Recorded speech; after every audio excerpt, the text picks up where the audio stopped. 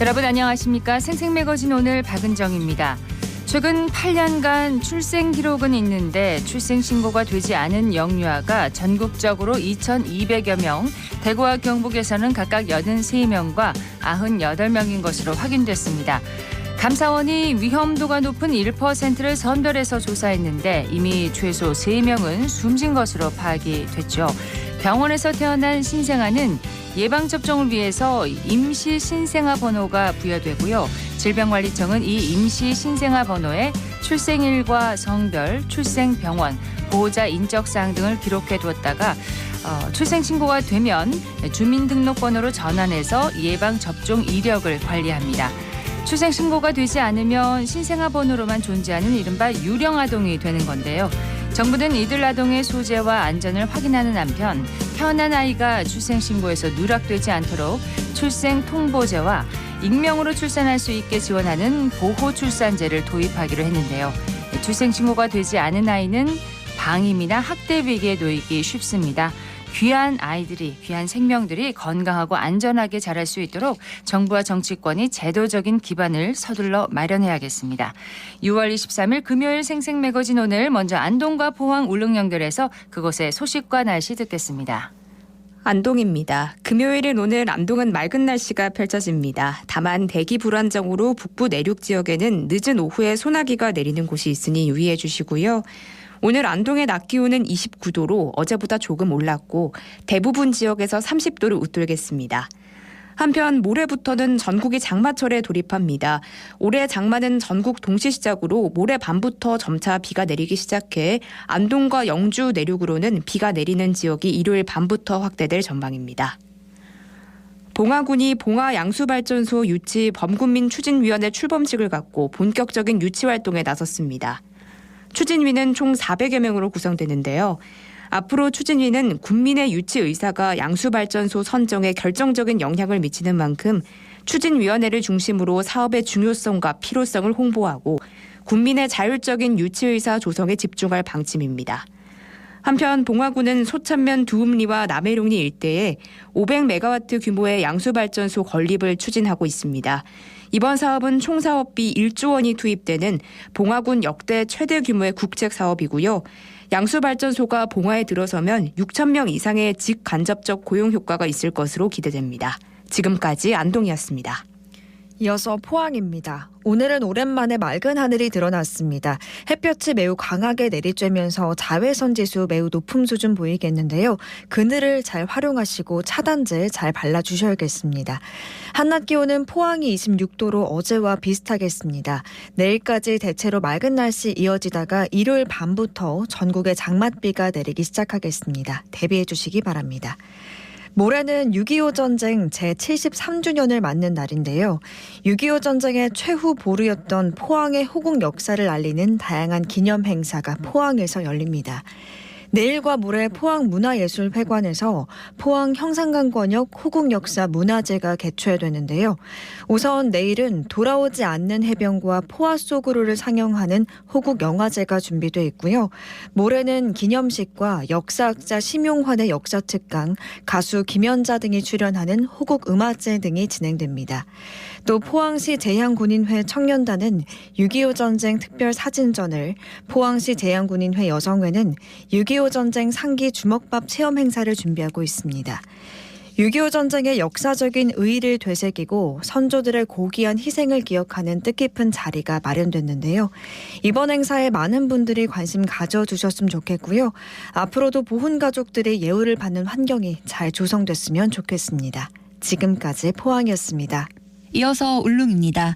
울릉도와 독도의 하늘은 흐립니다. 현재 기온은 어제보다 2도 낮은 20.3도, 습도는 90%입니다. 동해 중부 안쪽 먼바다에는 서에서 북서풍이 불며 바다의 물결은 1에서 2.5m로 비교적 잔잔하게 일고 있습니다. 오늘 여객선은 정상 운항합니다.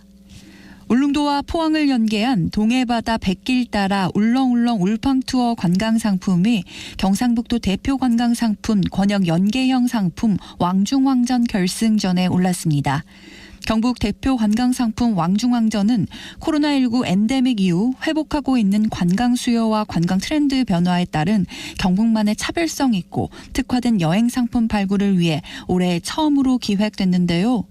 동해바다 백길 따라 울렁울렁 울팡 투어는 포항의 K드라마 촬영장 순례와 울릉의 생태 힐링 투어 코스가 결합된 상품입니다. 크루즈 여객선을 타고 울릉도에 들어가 통구미, 대풍감, 나리분지, 관음도 등 생태 힐링 투어를 통해 자연 그대로의 울릉을 즐김과 동시에 스킨스쿠버, 스노클링 등 해양 체험도 즐길 수 있는데요. 경북 왕중왕을 선정하고자 여행 전문가들이 실제 상품을 체험해보고 만족도를 평가하는 참가자 평가와 관광 박람회 상품 홍보를 통한 참관객 현장 평가, 방송사 특집 방송을 통한 시청자 평가를 거쳐 연말께 최종 왕중왕을 가립니다. 울릉도를 사랑하시는 분들의 많은 관심 부탁드립니다. 지금까지 울릉이었습니다.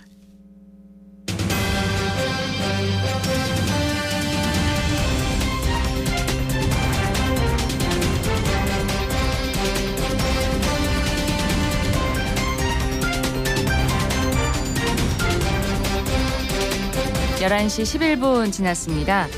최근 사회적으로 여성이나 사회적 약자를 대상으로 한 범죄가 늘고 있는데요. 오늘 내로남불에서는 여러분들도 잘 아시는 사건입니다. 일명 부산 돌려차기 사건에 대해서 하성협 변호사와 이야기를 나눠보도록 하겠습니다. 어서 오세요. 예, 안녕하십니까. 네, 최근 여성이나 다른 그 사회적 약자들을 대상으로 한 범죄가 참 늘고 있습니다. 예, 그렇습니다. 범죄라는 측면에서 볼 때 여성이나 노인 또는 어린이는 약자일 수밖에 없습니다. 특히 폭행이나 살인 같은 범죄에서 범죄자들은 이런 약자를 노리는 경우가 많은데요. 네.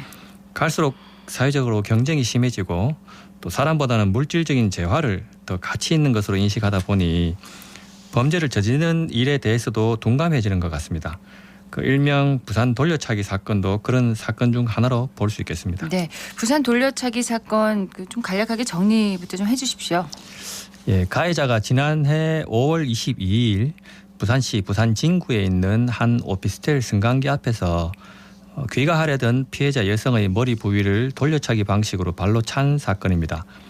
피해자는 그 자리에서 바로 기절했습니다. 예. 그러자 가해자는 피해자를 어깨에 둘러매고 어디론가 이동했고 약 7분 동안 이동한 장소에서 머물다가 현장에서 사라졌습니다. 이 장면이 오피스텔 CCTV에 그대로 찍혔죠. 네, 이 피해 여성 많이 다쳤죠? 예, 맞습니다. 가해자는 31살 남성입니다. 한창 힘이 넘칠 나이에 체격도 굉장히 좋습니다. 예. 건장한 성인 남성이 돌려차기로 힘껏 머리를 차면 사실 맞은 사람은 죽을 수도 있습니다. 예. 다행히 피해자는 목숨을 잃지는 않았는데요. 그렇지만 피해자는 폭행 당시 충격으로 인해 해리성 기억 상실 장애를 입어서 당시 상황을 기억하지 못하고 있습니다. 전혀 상황을 기억하지 못하는군요. 예, 그렇습니다. 피해자가 빨리 좀 회복되기를 바랍니다. 근데 이런 경우에 가해자는 어떤 죄로 처벌을 받게 되나요? 예, 검사는 1심에서 가해자를 살인 미수로 기소했고요. 재판부도 살인 미수를 인정했습니다. 그런데 발로 차는 정도로 상대방을 살해하려는 고의가 있다고 보기는 힘들죠. 그래서 일반적으로는 발로 상대방을 찬 경우에는 폭행죄나 상해죄로 처벌합니다. 네. 그런데 이 사건에서는 살인 미수로 처벌했는데요.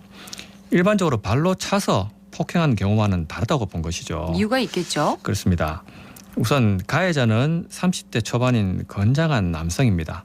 그리고 그 사람은 경호업체에서 일한 전직 경호원 출신이었습니다. 예, 무술에 능한 사람이라는 말이죠. 반면 피해자는 평범한 체격을 가진 여성입니다. 그런데도 가해자는 돌려차기로 피해자의 머리를 강하게 찼어요. 다른 것도 아니고 머리입니다. 그렇습니다. 그것으로 끝난 게 아니라 가해자는 피해자가 쓰러진 이후에도 계속해서 피해자의 머리를 집중적으로 공격했습니다. 그리고 가해자는 이렇게 범죄를 저지른 직후에 전 여자친구의 휴대폰으로 여러 가지를 검색했는데요. 그런데 검색한 내용 중에 서면 살인, 서면 강간, 서면 강간 살인이라는 것도 있었습니다. 예. 이런 행위로 보았을 때 가해자에게 적어도 살인에 대한 미필적 고의가 있다고 본 것입니다. 즉 보통 사람의 기준으로 보았을 때 가해자는 이렇게 폭행하면 자칫 피해자가 죽을 수도 있겠다 된다라고 인식할 수 있었고 그런데도 죽으면 안 된다라는 게 아니라 네. 죽어도 어쩔 수 없다라고 내심 용인했다는 것입니다. 가해자가 그러면 이 강간이라는 단어도 검색을 했다면 사건 당시 피해자를 강간할 의사도 있었던 것으로 알 수가 있는 건가요? 예, 그렇습니다. 더군다나 이 사건 당시 피해자는 상의가 갈비뼈 부위까지 올라가 있었고요. 또 바지가 열려서 골반까지 내려가 있는 상태로 발견되었습니다. 또 피해자의 신체 중요 부위에 출혈이 있기도 했는데요. 네. 이런 점 등을 근거로 가해자가 피해자를 성폭행한 게 아닌가라는 의문이 제기되었습니다. 그래서 수사기관에서도 피해자의 옷에 가해자의 DNA가 묻어 있는지 감정을 맡겼습니다. 그러나 감정 결과 유의미한 흔적이 발견되지 않았습니다. 그래서 강간으로는 기소할 수 없었던 것이죠. 그래도 살인미수로 이제 처벌을 했으니까 폭행죄나 상해죄보다는 훨씬 좀 엄하게 처벌을 받았겠어요. 예, 그렇습니다. 기소되어서 형사재판을 받는 사람을 피고인이라고 하는데요. 예. 1심 재판부는 이 피고인에게 징역 12년을 선고했습니다. 그리고 피고인과 검찰은 1심 판결에 불복해서 모두 항소했습니다. 예. 그래서 항소심에서는 내용이 좀 달라졌습니다. 예, 맞습니다. 놀랄만한 일이 밝혀졌는데요. 항소심에서는 피해자의 옷에 대해 재감정이 이루어졌고 재감정한 결과 당시 피해자가 입었던 청바지 안쪽 허리 그리고 허벅지, 종아리 부위 4곳과 예. 카디건 한 곳에서 가해자의 DNA가 검출되었습니다. 이제 가해자의 범행을 밝혀낼 수 있겠는데 그런데 당초에 그 살인미수로 기소가 된 거잖아요. 그렇죠. 1심에서도 그렇게 판결을 해버렸는데 항소심에서 다르게 판결할 수도 있는 건가요? 예, 만일 검사가 공소장을 변경하지 않았다면 재판부는 살인미수를 더 중한 범죄인 강간 살인미수로 선고할 수 없습니다. 그런데 검사는 이 사건 항소심에서 공소장을 살인미수에서 강간 살인미수로 변경하겠다고 신청했어요. 그리고 재판부가 그 상당한 이유가 있었기 때문에 예. 공소장 변경을 허가해서 항소심에서는 강간 살인미수 혐의로 재판했습니다. 그리고 그 결과 재판부는 가해자에게 강간의 고의와 살인의 고의가 모두 있었다고 인정해서 피고인을 강간 살인 미수로 처벌했습니다. 그러면 항소심에서 형량도 더 늘어났겠습니다. 그렇습니다. 항소심에서 검사는 피고인에게 징역 35년을 구형했고 재판부는 징역 20년을 선고했습니다. 그러니까 검사가 구형한다는 말은 네. 이렇게 선고해달라고 재판부에 요청한다는 것이거든요. 그러나 그래서 재판부는 징역 20년을 선고했고 네. 가해자는 이에 불복해서 지난 6월 19일 대법원에 상고했습니다. 예. 선고형이 과하다는 것이죠. 그러니까 1심에서 징역 12년을 선고받아서 상고를 했는데 예. 2심에서 이제 20년을 받은 거군요. 그렇습니다. 예. 형량이 과하다는 이유로도 또 상고할 수 있나 봅니다. 일반적으로는 형사재판에서 형량이 과하다는 이유로는 상고할 수 없습니다. 다만 예외적인 경우가 있는데요. 형사소송법 제383조에서는 상고 이유로 4가지를 규정해 놓았습니다. 네. 첫째, 판결에 영향을 미친 헌법, 법률, 명령 또는 규칙의 위반이 있는 때. 둘째, 판결 후 형의 폐지나 변경 또는 사면이 있는 때. 셋째, 재심 청구의 사유가 있는 때. 넷째, 사형, 무기 또는 10년 이상의 징역이나 금고가 선고된 사건에 있어서 중대한 사실의 오인이 있어서 판결에 영향을 미친 때 또는 형의 양정이 심히 부당하다고 인정할 현저한 사유가 있는 때. 예. 이렇게 4가지 사유를 정해놓았는데요. 이 중에서 어떤 사항이 관련이 있는 건가요? 예, 맞습니다. 사유 중에서 1호부터 3호까지는 모두 양형부당과는 관계없는 내용이고 4호 사유만 양형부당에 관한 내용입니다. 그것도 양형이 부당하다고 판단한다면 어느 때나 상고할 수 있는 게 아니라 네. 사형, 무기 또는 10년 이상의 징역이나 금고가 선고된 때만 상고할 수 있도록 규정해 나왔습니다. 이 사건에서 피고인은 징역 20년을 선고받았잖아요. 네. 예, 그래서 형사소송법 제383조에 의해서 상고할 수 있게 된 것입니다. 그러면은 10년 이상 징역이나 금고를 선고받았을 때 이제 피고인이 상고할 수 있는 거잖아요. 그렇습니다. 그러면은 검사도 상고할 수 있나요? 예, 그렇게 생각할 수 있는데 네. 아닙니다. 피고인이 10년 이상 징역이나 금고를 선고받았더라도 검사는 상고할 수 없습니다. 그래서 이 사건에서도 검사는 상고하지 않았습니다. 그러니까 검사가 징역 35년을 선고해달라고 요청을 했잖아요. 그렇죠. 예, 징역 20년이 선고됐다면 검사도 너무 적다 이렇게 상고할 수 있을 것 같거든요. 이유가 될 것 같은데요. 안 되나 보네요. 예, 언뜻 생각하면 네. 그렇게도 생각할 수 있습니다. 형사소송법 제383조를 보면 이렇게 규정해 나왔어요. 다음 사유가 있을 경우에는 원심 판결에 대한 상고 이유로 할 수 있다. 이렇게 규정해 나왔지 피고인은 상고할 수 있다라고 규정하지는 않았거든요. 예.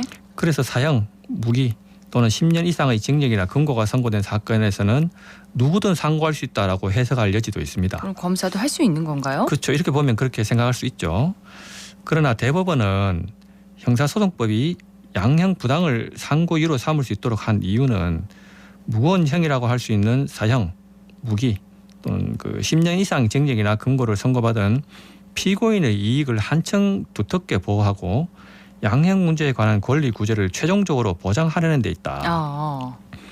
그리고 형사소송법 제383조 제4호 후단이 정한 그 양형 부당의 상고 이유는 10년 이상의 징역이나 금고 등의 형을 선고받은 피고인의 이익을 위한 것으로 볼 수 있다라면서 검사는 원심의 양형이 가볍다는 이유로 상고할 수 없다라고 네. 일관되게 판결하고 있습니다. 그렇군요. 예, 그리고 해석상으로 봐도요. 형사소송법에서 10년 미만의 징역이나 금고를 선고받은 때는 상고할 수 없도록 정하고 있고 반면에 사형, 무기 또는 10년 이상의 징역이나 금고를 선고받은 때는 상고할 수 있도록 정한 것이죠. 그렇군요. 예, 그러니까 형이 너무 과하니까 다시 심리해 달라고 요청할 수 있게 만든 것입니다. 그러니까 형이 너무 과하니 다시 심리해 달라고 요청하는 주체는 당연히 피고인이겠죠. 그렇죠. 예, 따라서 대법원 판례가 타당하다고 보입니다. 검찰이 이제 상고하지 않으니까 이제 피해자가 직접 상고할 수 있게 해달라면서 이제 국민 청원에 나섰는데 그게 가능한 일인가요? 형사재판에서 당사자는 검사와 피고인입니다. 그러니까 검사가 기소하고 피고인이 방어하는 거죠. 그렇죠. 예, 그래서 형사소송법 제338조 제1항에서는 검사 또는 피고인은 상소를 할 수 있다. 그러니까 항소와 상고를 가리키는 겁니다. 라고 규정하고 있는 것입니다. 피해자는 못하는군요. 그렇죠. 예. 그리고 형사소송법 제340조에서는 그 피고인의 법정 대리인은 피고인을 위하여 상소할 수 있다라고 하여 당사자 이외의 이외에도 피고인의 법정 대리인도 상소권자가 될 수 있다라고 정하고 있습니다. 예. 예를 들자면 피고인의 부모님은 상소할 수 있는 것이죠. 그러나 피해자는 형사재판에서 당사자도 아니고 네. 또 피고인의 법정 대리인도 아니므로 항소나 상고를 할 수 없습니다. 자, 가해자는 분명히 이제 가명을 노리고 상고를 했을 텐데 법 쪽에서 어떻게 결과를 예상하시나요? 양형 부당을 이유로 상고하는 사유에 대해서 형사소송법 제383조 제4호에서는 사형, 무기 또는 10년 이상의 징역이나 금고가 선고된 사건에서 형의 양정이 심히 부당하다고 인정할 현저한 사유가 있는 때라고 네. 정하고 있습니다. 예. 즉 2심에서 정한 형량이 심히 부당해야 하고 또 그렇다고 인정할 만한 사유가 현격한 경우라야지 대법원은 형량이 부당하다는 이유로 원심을 파기합니다. 그렇군요. 그러니까 이번 돌려차기 사건의 경우에는 범행 수단이 굉장히 잔혹하죠. 그리고 또 피해자가 입은 피해가 막심한 데 비해서 이 범행 동기를 참작할 만한 사정은 특별히 보이지 않습니다. 네. 그래서 피고인이 제기한 상고가 받아들여지기는 쉽지 않다는 게 법조계의 일반적인 시각입니다. 그렇군요. 오늘 내로남불에서는 일명 부산 돌려차기 사건에 대한 논란 짚어봤습니다. 하성엽 변호사였습니다. 고맙습니다. 예, 고맙습니다.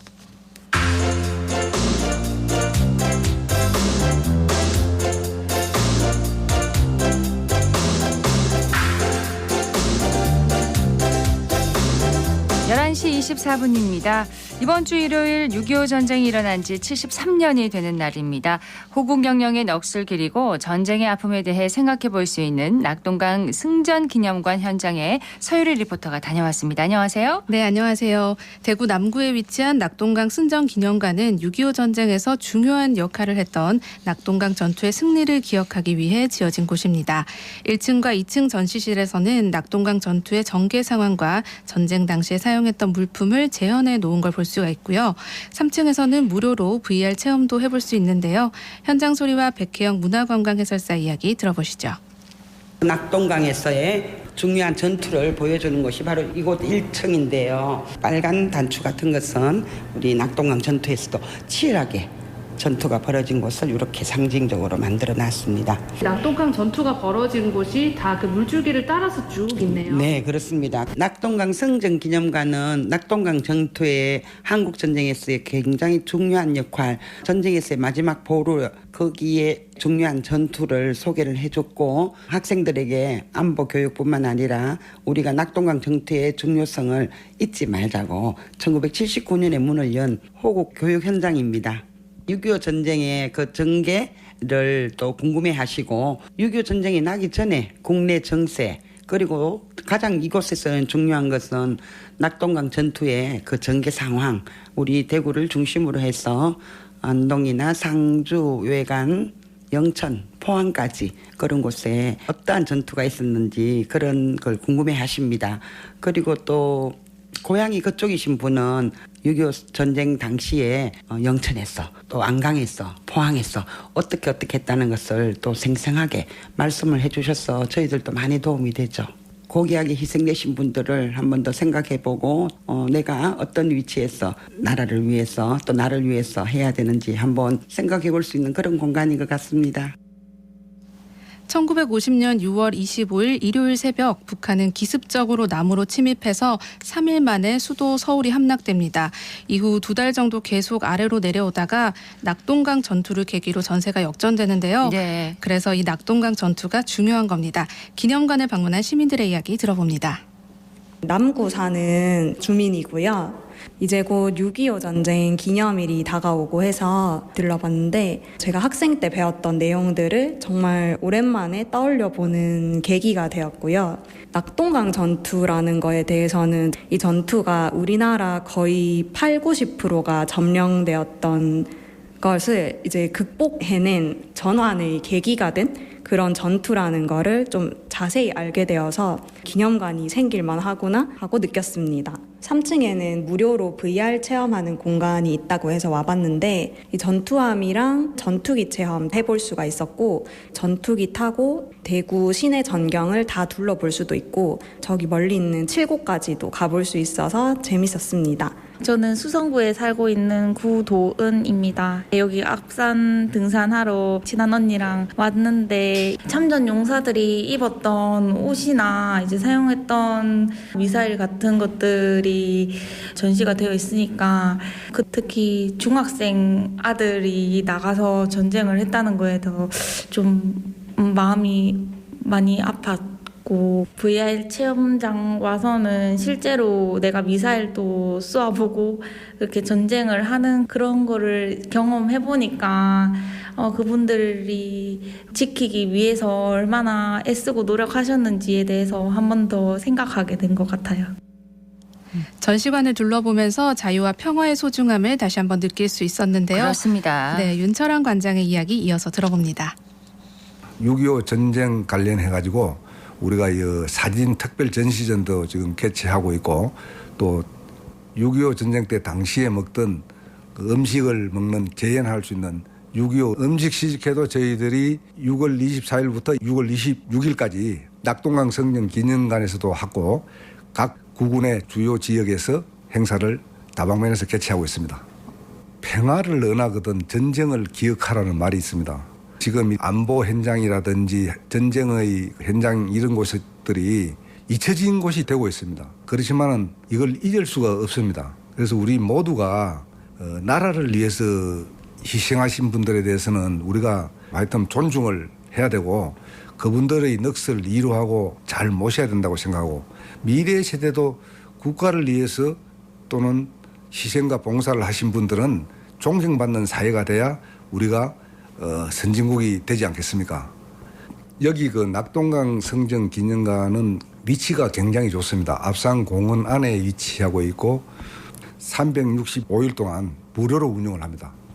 여기서 체험하고 또 대구부스가 자랑하는 앞산 케이블카도 탑승할 수 있으니까 시간이 되시는 분들은 역사의 현장을 한번 바라보고 전쟁을 잊지 않았으면 좋겠습니다.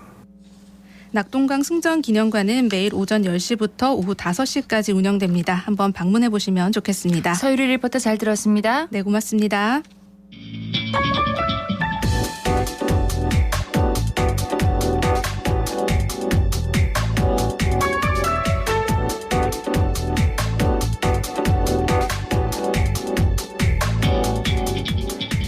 묻고 듣고 생각과 마음을 나누는 방송. 지금 여러분께서는 대구 경북을 보고 듣는 생생 매거진 오늘을 함께하고 계십니다.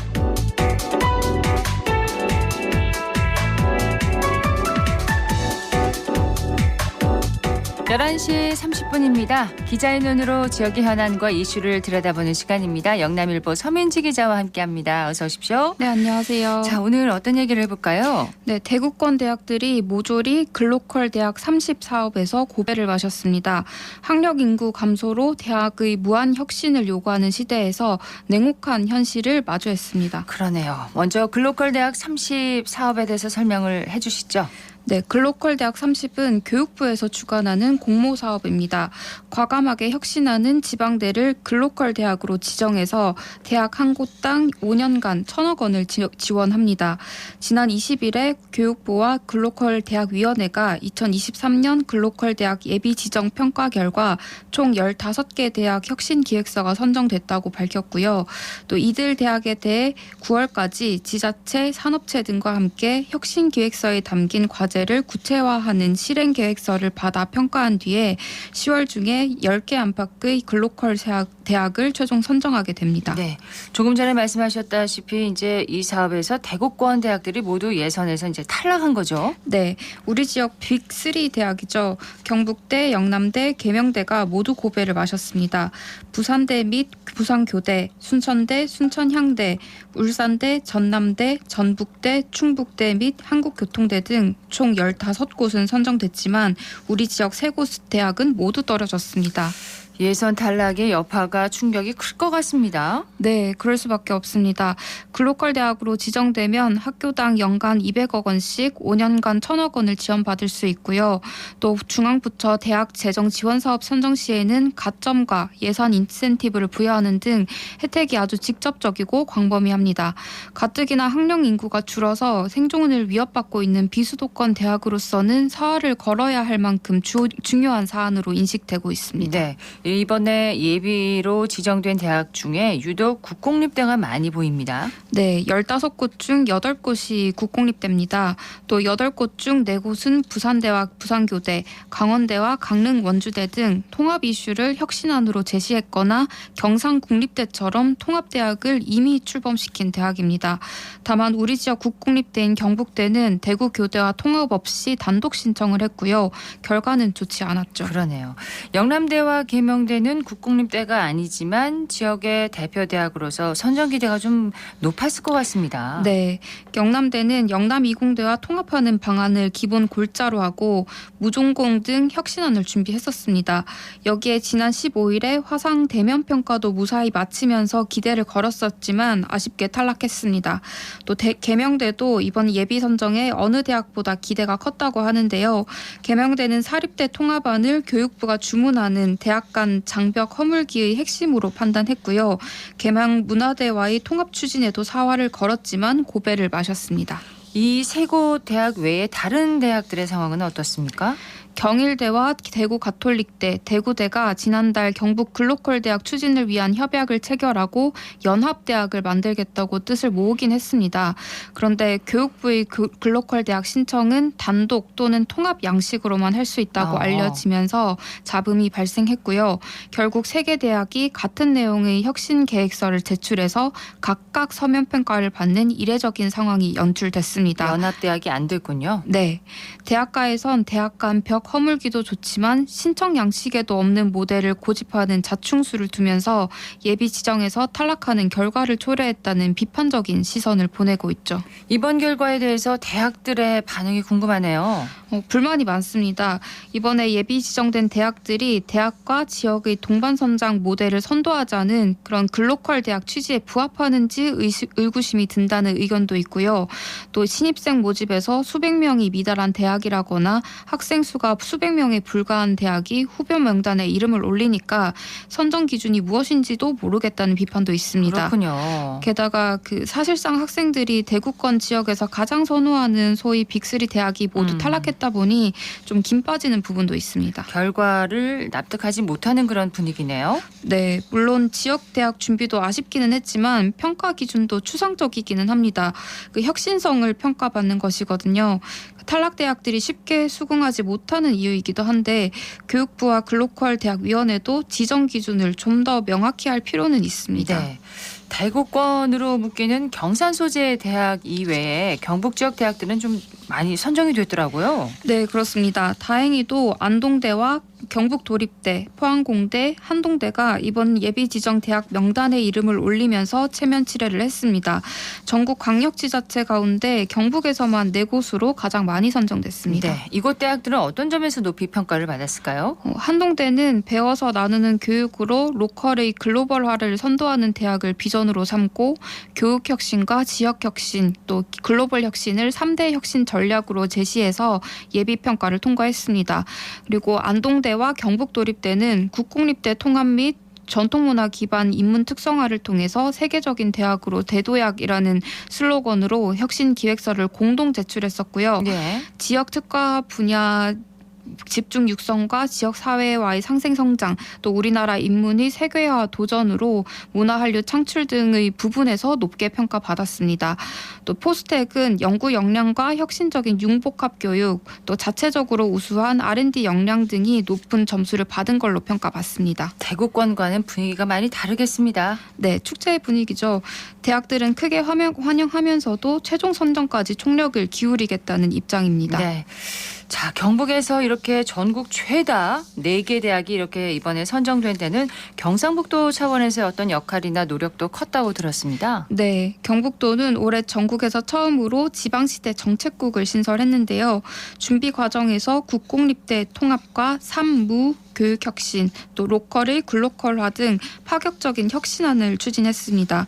특히나 끈질긴 설득과 노력 끝에 국립안동대와 경북도립대의 통합을 이끌어내면서 친청대학 중 유일하게 공립대학 통합이라는 명분을 만들어냈죠. 예. 네, 여기에 더해서 입학정원 대폭 감축이라는 깜짝 카드와 인문학 중심 공공형 대학으로의 대전환이라는 비전을 제시한 것도 높은 평가를 받은 요인으로 분석됩니다. 네, 이제 최종 선정까지 가야 되잖아요. 경상북도의 남은 역할은 뭘까요? 경북도는 이른 시일 내에 예비 지정된 경북 4개 대학과 글로컬 대학 공동 TF를 구성하는 한편 앞으로 3개월 동안 공공기관과 기업 등과 공동으로 지정을 위한 최종 실행 계획을 수립한다는 보관입니다. 이철욱 경북도지사는 대학들이 글로컬 대학에 최종 선정될 경우 기업과 지방정부 또 대학 간 협력을 기반으로 대학당 1,000억 원의 지방비를 추가 투자하겠다고도 밝혔습니다. 네. 자, 다시 대구권 대학으로 돌아와서요. 경북대는 우리 지역의 거점 국립대입니다. 이번 글로컬 대학 예비 지정에 탈락하면서 좀 미흡한 준비에 대해서 책임론도 확산되고 있다고요?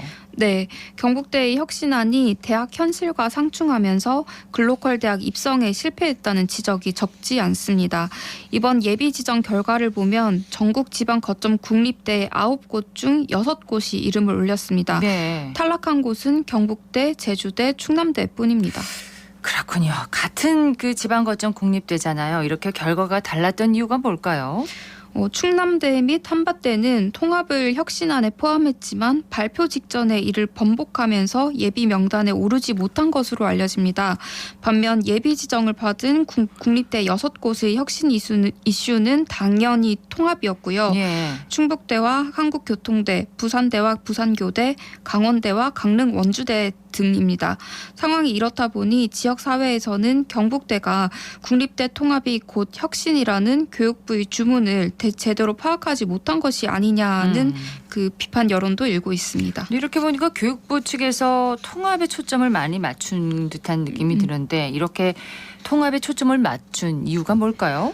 이번 사업이 사실상 대학 회생보다는 지방대 구조 조정에 초점이 맞춰져 있기 때문인데요. 사실 이걸 모르는 대학이 없고 국공립대학은 물론 상당수 사립대도 급속으로 총합을 추진해서 글로컬 대학 선정에 사활을 걸었습니다. 그런데 대구 경북 대표대학인 경북대가 너무 쉽게 대구 교대와의 통합 추진을 포기했다는 게 비판 요소입니다. 경북대에는 어떤 입장을 밝혔나요? 대구교대의 반대가 완강했다는 입장이고요.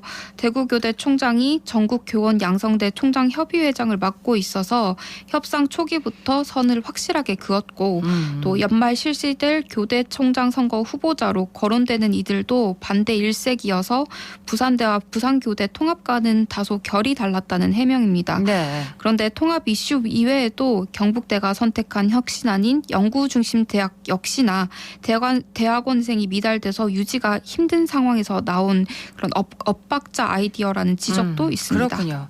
자, 경북대의 변화와 혁신 의지가 부족하다 이런 비판이 나오겠어요. 네, 최근 2년 사이에는 경북대 내부에서 그 교수 채용 비리 의혹 등 그런 문제점이 잇따라 터져 나오기도 했었잖아요.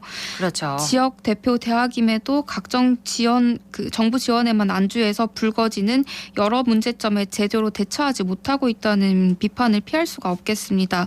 또 이번 글로컬대 선정의 경우에는 내년에도 심사가 이뤄지는데요. 내년에는 경북대를 비롯한 지역 대학들이 지정될 수 있도록 철저하고 기민한 준비가 좀 필요하겠습니다. 내년에도 있군요. 네. 예. 영남일보 서민지 기자였습니다. 고맙습니다. 네, 감사합니다.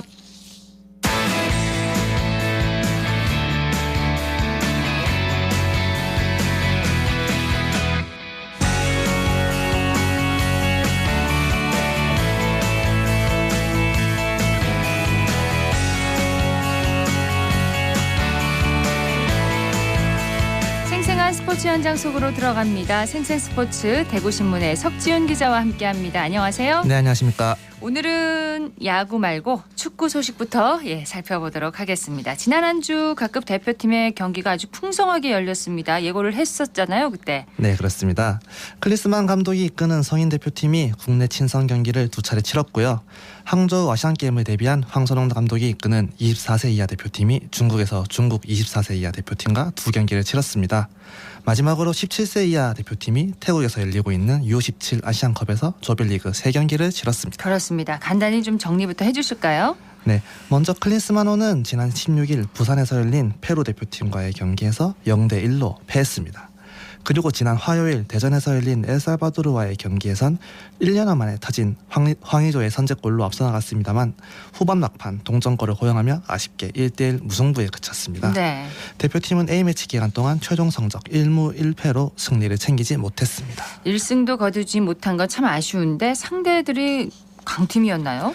네, 페루는 지난 4월 발표한 피파 랭킹에서 21위를 기록했습니다. 27위인 대한민국보다 6계단 높았죠. 엘살바도르는 75위로 우리보다 48계단 낮은 팀이었습니다. 특별히 차이나게 강한 팀도 아니었는데 오히려 엘살바도르는 순위만 따졌을 때는 유리한 상대라고 볼 수 있었는데요. 네, 그렇습니다. 이번에도 승리를 따내지 못한 클린스만 감독은 대표팀 부임 후 치른 4경기에서 2무 2패로 아직 승리를 거두지 못했습니다. 네, 앞서 3월에 열렸던 경기에서도 클린스만 감독은 승리에 실패를 했습니다. 네, 부임 직후인 3월 진행됐던 콜롬비아전에서 2대2 무승부를, 우루과이전에선 1대2로 패했죠. 모두 안방에서 열렸던 경기인 만큼 1승도 없다는 점에서 아쉬움이 남을 수밖에 없습니다. 네, 혹시 대표팀을 지도했던 외국인 감독들 중에서 최다 경기 무승 중인 건 아닌지 모르겠네요. 어떻게 하셨죠? 바로 맞추셨습니다. 이제 한국 축구 역사에서 외국인 감독 부임 후 최다 무승 기록은 이제 거스 히딩크 감독이 가지고 있었는데요. 예. 2002 한일 월드컵 4강 신화를 이끈 히딩크 감독도 출발은 좋지 못했습니다. 그렇군요. 네, 노르웨이에 2대3으로 패했고 파라과이와 1대 무승부를 거둬 승부 차이 끝에 승리했지만 공식 기록은 무승부로 남아있고요. 그리고 모로코와 1대1 무승부로 3경기 동안 2무 1패를 기록했습니다. 결국 4번째 경기인 아랍에미리트를 4대1로 꺾으면서 4경기 만에 승리를 신고했는데요. 네. 하지만 클린스만 감독이 이를 경신해 부임 후 최다 우승 외국인 감독으로 이름을 올렸습니다. 좋은 기록은 아닙니다. 예. 국내파 감독들을 살펴보면 어떤가요? 네, 있기는 했습니다. 2000년대에 들어서만 2명이 있었는데요. 홍명보 현 울산 감독과 신태용 현 인도네시아 대표팀 감독입니다. 먼저 2013년 6월부터 이제 대표팀을 이끌었던 홍 감독은 그해 7월 한국에서 열린 동아시안컵에서 A매치 경기에 데뷔했습니다. 당시 홍 감독은 호주, 중국, 일본을 상대로 2무 1패를 기록했는데요. 숙적 일본에는 1대2로 패했습니다. 네. 이어 8월 페루를 초청해 0대0 무승부를 거두면서 4경기에서 3무 1패로 승리를 기록하지 못했습니다. 홍 감독의 대표팀 감독 부임 첫 승은 5번째 경기에서 이뤄졌는데요. 남미의 IT를 상대로 4대1로 승리했습니다. 다만 IT는 당시 피파 랭킹 74위였다는 점을 참고할 필요는 있습니다. 네, 성적이 좋지 않은 팀을 상대로 그래도 승리를 한 거죠. 그렇습니다. 신태용 감독은요? 네, 신태용 감독도 2017년 7월부터 A 대표팀을 지휘한 뒤 4경기 연속 승리를 맛보지 못했습니다. 신 감독은 절체절명의 시점에서 A 대표팀을 떠났는데요. 한국 축구와 선수를 대하는 태도에 다소 문제를 보였던 슈틸리케 전 감독이 물러나고 지휘봉을 잡았습니다. 네. 하필 2018년 러시아 월드컵 아시아 지역 최종 예선을 2경기 남겼던 시점이었는데요. 부담감이 상당한 상황이었지만 그래도 월드컵 본선행 티켓을 따내는 데 성공했습니다. 그러나 이란, 우즈벡과의 2차례 최종 예선을 연이어 0대0으로 비겼고 이후 치러진 유럽 원정에서도 러시아와 모로코의 벽을 넘지 못했습니다. 결국 11월 A매치 때 콜롬비아를 초청해 안방서 2대1로 승리할 수 있었습니다. 네. 들을수록 참 아쉬움이 남는데 클린스만 감독 입장에서는 그럴 수밖에 없는 상황이 있다. 이유가 있다. 이럴 만한 게 있을까요? 아예 없지는 않았습니다. 이번에 아시안게임 대표팀도 동시에 소집을 하면서 클린스만 감독은 대표팀에 뽑힐 수 있었던 정우영, 엄원상, 송민규, 고영준 등을 뽑지 못했는데요. 여기에 주전 수비수 김민재는 기초군사훈련을 위해 논산훈련소에 입소한 상황이었고 주장 손흥민은 시즌을 마치고 스포츠 탈장 수술을 받은 지 얼마 지나지 않아 제대로 경기를 소화하지 못했습니다. 최선의 전력을 꾸리지 못했다. 이런 이유를 들 수 있겠네요. 그렇습니다. 하지만 대표팀 감독이라는 자리가 결과로 보여줘야 하는 자리죠. 결과가 좋지 못하면은 과정에서라도 희망을 보여줘야 하는데 네. 클린스만호는 과정과 결과 모두 아쉬움을 남기고 있습니다. 대표팀의 다음 상대는 어디입니까? 언젠가요? 다음 소집은 9월인데요. 다음 A매치는 유럽 원정에서 치러집니다. 첫 상대는 이제 9월 7일 웨일즈로 결정이 됐습니다. 두 번째 상대는 유럽 팀들이 대부분 유로 2024 예선이 예정돼 있어서 다른 대륙팀을 물색하고 있는 것으로 알려졌습니다. 웨일즈면 어려운 상대가 아닐까요? 맞습니다. 거기다 9월 말에는 또 항저우 아시안게임이 열리기 때문에 승선이 유력한 이강인, 오현규는 물론 와일드카드로 뽑힐 선수들까지 내줘야 됩니다. 클린스만 감독 입장에서는 변명거리가 늘어난 셈이죠. 예, 모쪼록 하루빨리 클린스만 호가 좀 첫 승을 신고하길 바라고 또 마음 편히 경기를 볼 수 있었으면 좋겠습니다. 아시안게임 대표팀 쪽은 경기 어떻게 됐는지 좀 설명을 해주시죠. 네, 황선홍 감독이 이끄는 아시안게임 데뷔 24세 이하 대표팀은 19일 월요일 이제 중국에서 치러진 중국 대표팀과의 친선 경기 두 번째 경기에서 0대1로 패했습니다. 이날 패배로 대표팀은 중국과의 2연전에서 1승 1패를 거두고 귀국했습니다. 네, 두 번째 경기에서 승리하지 못했는데 대표팀의 소득은 있었나요? 소득보다는 손해가 좀 막심한 상황입니다. 친선 경기였던 만큼 승패는 중요하지 않는데 아시안게임 발탁이 유력했던 일본 선수들이 부상을 입고 돌아왔습니다. 누가 부상을 당했나요? 네, 먼저 1차전에서 이제 윙포워드 엄원상 선수가 부상을 당했고요. 2차전에서 공격수 조영욱과 고영준이 부상을 입었습니다. 여기에 부상을 당하진 않았지만 이제 고재현 선수와 정우영도 상대 위협적인 반칙에 아찔했던 장면이 수차례 연출됐습니다. 네, 세 선수 부상 정도는 심하지 않았으면 좋겠습니다. 네, 조영욱 선수는 그나마 정도가 경미하다고 하는데 나머지 두 선수의 경우는 상태가 좋지 않은 것으로 알려졌습니다. 대표팀은 물론 소속팀에서의 출전 역시 한동안은 어려울 것으로 점쳐집니다. 그렇군요. 대회가 지금 얼마 남지 않은 상황이잖아요. 그렇습니다. 대회가 100일도 남지 않았는데 주요 선수들의 부상은 물론 황 감독의 지도력에도 이제 의문부호가 더 커지면서 3연속 우승에 도전하는 대표팀으로선 악재만 가득한 상황입니다. 네, 돌파구가 좀 마련됐으면 좋겠습니다. 마지막으로 17세 이하 아시안컵 경기도 진행이 됐죠? 네, 태국에서 열리는 이번 대회에 출전한 대표팀은 16일 조별리그 카타르전에서 6대1로 승리한 데 이어 19일 아프가니스탄전에서 4대0으로 승리했습니다. 어젯밤 진행된 이란전에선 0대2로 패했습니다. 그 결과 대표팀은 2위로 8강에 진출해 4강 진출을 두고 태국과 맞붙게 됐습니다. 네, 축구 소식을 정리해봤고요. 보통 프로야구 소식부터 전해드리는데 요즘 삼성 성적이 좋지 않아서 이제 지금부터 좀 얘기를 해볼까요? 네, 삼성은 지난 16일부터 18일까지 수원에서 KT 위즈와 치른 주말 3연전에서 1승 2패로 위닝 시리즈 달성에 실패했습니다. 예. 그리고 하루 쉰 뒤 20일부터 22일까지 대구에서 열린 키움 히어로즈와의 주중 3연전에서 3패로 수입패를 당했습니다. 이 탓에 삼성은 한 주 동안 1승 5패로 부진하면서 3연패 늪에 빠졌습니다. 자, 삼성의 아쉬운 성적이 지금 계속되고 있습니다.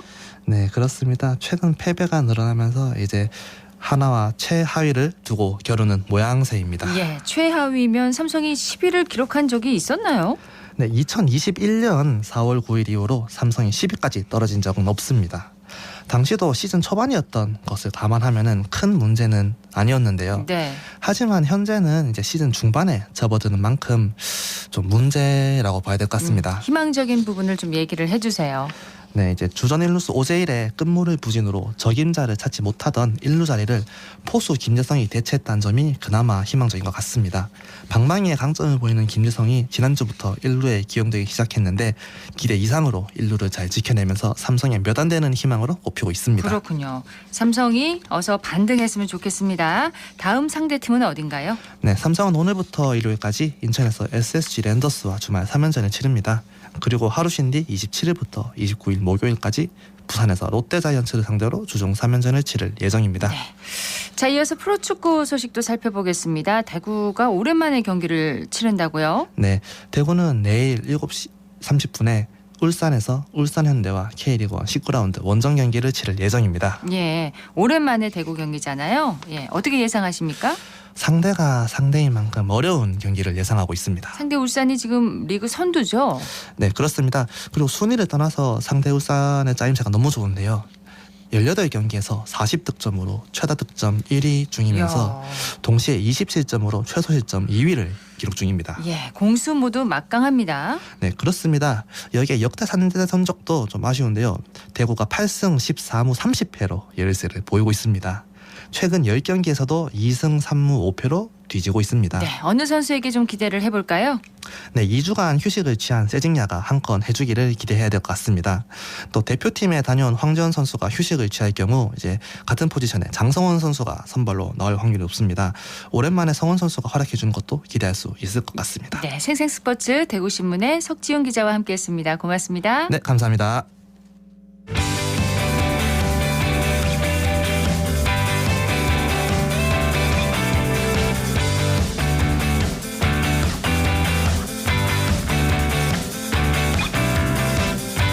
클릭 정보 클릭.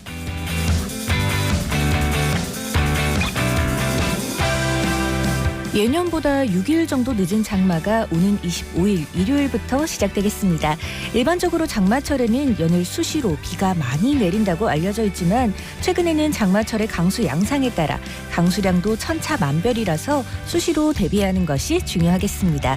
최근 10년간 대구의 연도별 장마철 강수량을 살펴봤더니 적게는 91.6mm에서 많게는 381.6mm로 들쭉날쭉했는데요. 장마철 저지대와 농경지는 침수 피해에 대비해야겠고요. 계곡이나 하천 등 이 갑자기 불어난 물에 또 조심을 해야겠습니다. 하수도와 우수관, 배수구 등은 역류 위험에 주의해야겠습니다. 장마는 전체 전선의 움직임에 따라 변동성이 있습니다. 날씨 예보도 KBS와 함께 해주시길 바랍니다.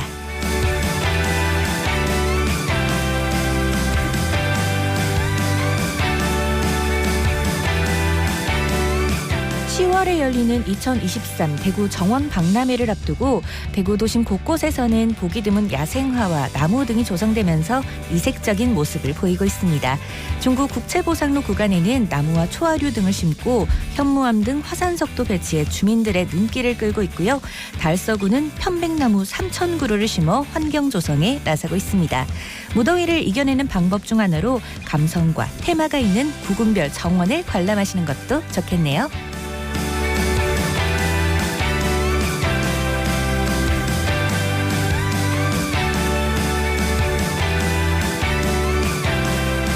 수성로 상화동산에서 오늘과 내일 대구데이 페스티벌이 펼쳐집니다.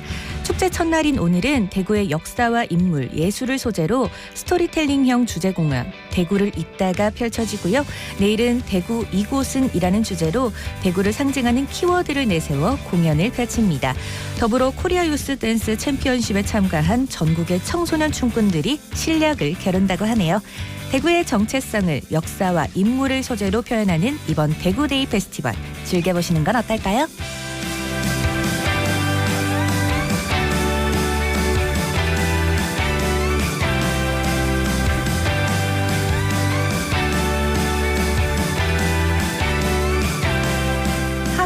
한의학진흥원이 제4회 한의학 홍보 콘텐츠 공모전 요즘 한의학을 엽니다. 공모 부분은 캐릭터 디자인과 쇼폼 영상인데요. 캐릭터 디자인은 기본형 1종과 응용형 3종 이상, 쇼폼 영상은 1분 이내의 콘텐츠로 참여할 수 있습니다. 기간은 오는 8월 20일까지 한의학에 관심 있는 대한민국 국민 누구나 참여할 수 있는데요. 우리 한의학의 우수성을 널리 알릴 창의적인 작품들이 많이 출품되길 기대해 보겠습니다.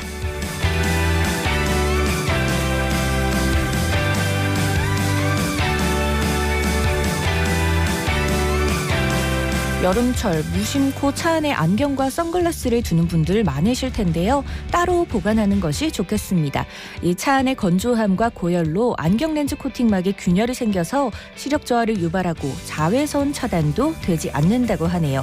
이 안경 렌즈 소재는 플라스틱이나 유리라서 열에 약한 단점이 있습니다. 안경 렌즈 코팅막에 균열이 생기면 빛이 여러 곳으로 난반사되고 빛이 꺾이는 각도가 달라져 망막에 정확하게 상이 맺히지 않아서 시력이 충분히 나오지 않는다고 하네요. 또 자외선 차단 등의 특수 기능도 잃어버린다고 합니다. 눈 건강을 지키는 안경과 선글라스를 보관하실 때는 햇볕이 없는 서늘한 곳에 두어야겠습니다. 지금까지 클릭 정보 클립 윤가연이었습니다. 오늘 대구 경북 지역 구름이 많은 가운데 낮 기온이 30도를 오르내리며 덥겠습니다. 경북 북부 내륙 지역에는 대기 불안정으로 늦은 오후에 소나기가 내리겠고요. 예상 강수량 5에서 20mm가량입니다. 소나기가 내리는 지역에서는 돌풍과 함께 천둥, 번개가 치는 곳이 있겠고요. 일부 지역에는 우박이 떨어지는 곳도 있겠습니다. 생생매거진 오늘 준비한 순서 여기까지입니다. 박은정이었습니다. 고맙습니다.